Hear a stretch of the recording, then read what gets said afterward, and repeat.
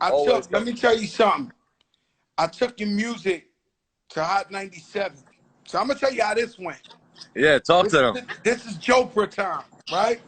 Ah, I seen you on the come up, Coke Boy. Used to hang out with Booby the Boxer, Pun's cousin. shout out to Booby up. And everywhere I went, I would see French Montana, the back of the rucker. Anywhere I went, you was in the scene. Grinding. So I can't act like I ain't see you. Like you Yeah. was everywhere, right? You chose not to see me because you was like, let him work some couple more times before I embrace him. You know, we had to let you you know, get into it. You had to get into it. And then my son Ryan, he come to me with your music and he's like, yo, this is my favorite rapper in the world. And I'm like, who? And he's like, French Montana. He would play your shit every day in my house. Shout out to Ryan. That's my guy. Drake from Cool and Dre is also a big fan of yours. So I took the record to Hot 97, and because you had beef with Jim Jones and them. Yeah, that's why we shouted you out so crazy. They didn't want to play your music, even though you was heating up on the streets. Yeah. So I told them, you're playing yourself. This is the hottest nigga on the streets. And I made them play your music. That's 1,000,000% factory. Facts. So, and I never forget, maybe 4 months later, you were shooting the Pop That video. You blew up overnight. Like you just, I mean, from hard work, but you blew up overnight. Like it was we like, did, and we you did never a looked shot back. caller. We did a shot caller first. You came through for me to Mount Haven Projects. I'll tell you something else. Shout out to Mount, shout out to Kai, shout out to everybody, yeah. Let me tell you something. One of the first, when I was 14, I was hustling in Mount Haven Projects. See what I'm saying? Listen, I came to your video, that's in the Bronx, and one of your little men told me, hey, yo, Crack, don't worry about nothing, you good here. I looked at him like, bro, I've been hustling on this block since I'm 14. Like, are you on fucking drugs? Like, yo, bro, what? I've been out, shout out, my rest in peace, my man Gordo from Cyprus. Me and him used to be right where we shot your video. But shot callers, I came to that bit, that's the shot callers, man, broke open the game. That's what opened it. I mean, because remember, we had the Coke wave with me and Max B. Then shot caller was my first step in by myself. And that's when you came through the projects and we had everybody there and it was in the hood and it was like, this kid can't be stopped. That's when it was like that. You know, you still can't be stopped. And I look at you as, well, we all look at you as like one of the greatest hustlers in the game. Thank you, my brother. You at the right place at the right time. Now I could say to you, as your brother, I could understand why people get mad and they jump out the window when you say you could go hit for hit with Kendrick Lamar. Kendrick Lamar, he's a Nas, Jay-Z of this time lyrically. You understand what I'm saying? And French Montana, he makes party music, anthems, hits. I understood what you were saying and the matchmaking, and I just don't understand how, French, you squashed the biggest beef of your life with Jim Jones one day, and the next day it looked like you back in beef with Young Thug. Like I don't understand. Like, hey, bro, look, and tell me if I'm wrong.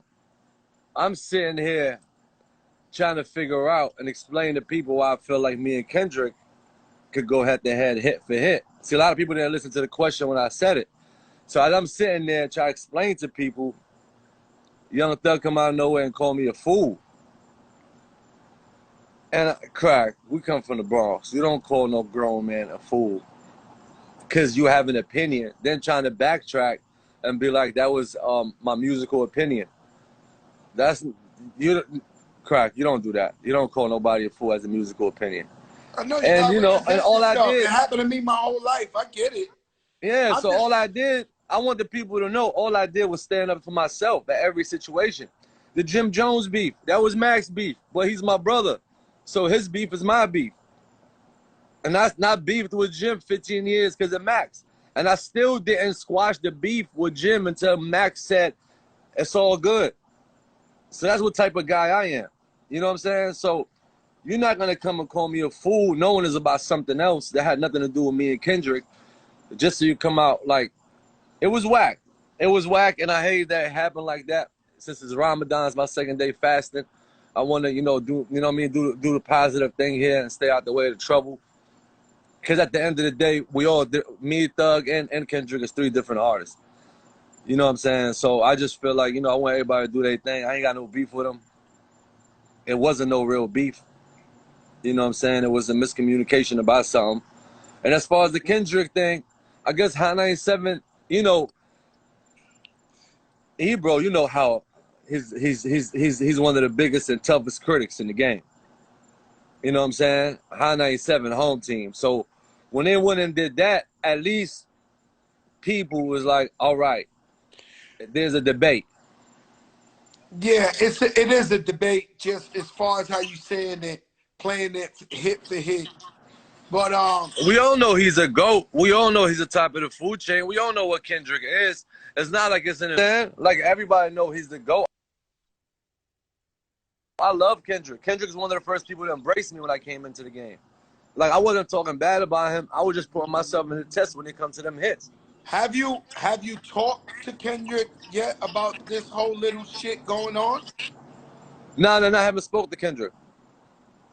No, I haven't spoke to Kendrick. But Kendrick ain't worried about it. He's probably, I'm sure he's looking at it laughing. Like, you know what I'm saying? But I just feel like another man shouldn't have no say-so about 2 other men. I get it, man. I get it, man. But, you know what I'm saying? What our mothers told us when we was young. If you don't have nothing good to say, don't say it. Then when everything backfire, all French is bugging out. He just dead at the beat. I want to go French. I want to go to Morocco. Right? Like last time I went to Morocco, not Casablanca. I went to the other side. What's the other side? Marrakesh. Marrakesh. Yo, French. Yo, French. You know they got a little guy. You ever met him in Marrakesh? Like, oh yeah. No disrespect to nobody. He's not a midget. He's smaller than we could put him in. You ever met the guy? The funniest guy in the world. You met the little man. Yeah, He's a little man, like a little bit bigger than the phone. You can put him right here. Yeah. My nigga, I threw the TS piece on him, the TS piece, and he was speaking by the. Nobody believes me, French. Have you met? Tell me the truth. I swear to God, I met him. Wallah. Wallahi.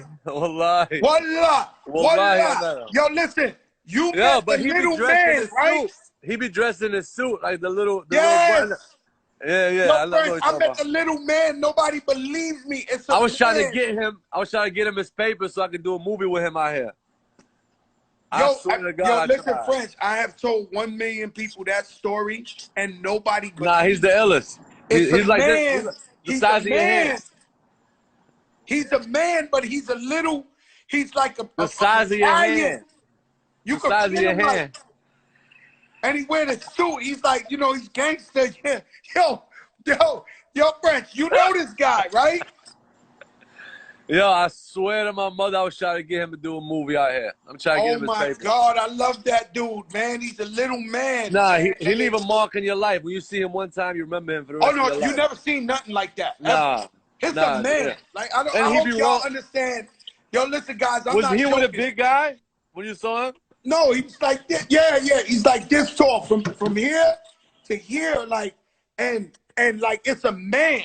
Yeah. He ain't no kid. He ain't no nothing.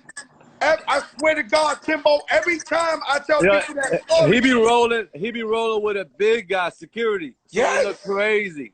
Yo, listen to me. Yo, French, I swear to God, I took a picture of this guy and he had the TS piece and he was peeking out. And I don't know where the picture's at. I've been looking for this picture forever. I gotta look for my pictures too and send them to you. I got pictures. So I say Morocco, French, right? Because I'm gonna tell you something, man. Because there's a thing about Morocco geographically Where is Morocco? Because I want you just to answer it to me. Morocco is North Africa. It's Africa. Morocco is Africa, North Right across Africa. the same, but it's Africa. Yeah, it's Africa. Yeah. So you're African from the motherland, right? Yeah, I'm African from the motherland, from the And a actual lot of place. times I see in comments, because you're light skinned, they Uh-huh. act like you're not black, like you're not I was African. born born in Africa, and I lived there for 13 years. Yo, what the fuck is wrong with yo? I want to smack these. Yo, I swear to God, Prince, every time I see like a comment like that, yo, you are from fucking Africa. They African American. I'm African. Yo, this African. is crazy. This is unbelievable. Yo, Prince, I be seeing comments sometimes. Yo, I'm like, yo, this is crazy, man. Man, So, they gonna hate regardless. That's crazy. How people yeah, telling everybody me? gonna hate. They're telling me I can't do certain things because I'm not black. I'm like, when I look at that, I don't even answer. I'll be like, yo, y'all crazy. Yo, I'm gonna tell you a funny story about Morocco, right? I go to Marrakesh. They pick me up. I love that place. I go to do a show. They drive into the desert for like 2 hours straight. In the desert. All I see is camels, or nothing. No people, no nothing. Yeah. I swear to God, I thought the Taliban kidnapped me. I was praying. I was like, damn, God, why me? Out of all people, the Taliban. You know, they talking in the Arabic. Yo, they 2 hours straight, man. They in the middle of the desert. Like, they kept going. And I'm looking at, like, camels, and I'm like, Jesus Christ, like, I'm done. Like, it's the Taliban for sure. And out of nowhere, they stop, and it's these big gates, and they open it. And it was the flyest villas, all type of shit. And I was like, thank God. Like, I thought I thought I was gone. Like, I thought the Taliban had me.